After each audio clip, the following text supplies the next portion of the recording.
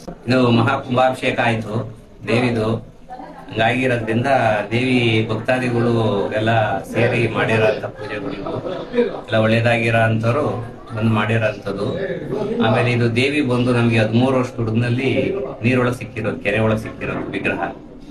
ಹಾಗಾಗಿ ದೇವಿ ಬಾರಿ ಶಕ್ತಿಲಿ ಚಂಡಿ ಹೋಮ ಅಂದ್ರೆ ತಾಯಿಗೆ ಬಾರಿ ಪ್ರಿಯವಾದದ್ದು. ನಮ್ಮ ಇಷ್ಟಾರ್ಥಗಳು ಏನಿದ್ರು ಆ ಚಂಡಿಕಾ ಹೋಮದಲ್ಲಿ ಕರ್ಣಿಸ್ತಾರೆ. ಎಲ್ಲ ಕೆಲಸಗಳು ಜಯ ಮಾಡ್ಕೊಂಡು ಇದೇ ಮೂಲ ವಿಗ್ರಹ. ನಿಮ್ಗೆ 13 ವರ್ಷ ಮಗಿನಲ್ಲಿ ನಾವು ಹುಡುಗನಲ್ಲಿ ಗೌರಿ ಹಬ್ಬ ದಿವಸ ಗಣಪತಿಗೆ ಮಣ್ಣು ತರಕ್ ಹೋದಾಗ ಸಿಕ್ಕಿರೋಂಥ ಮೂರ್ತಿ. ಆಯ್ತಾ ನೋಡಿ, ಆರೆಕೋಲೇಟು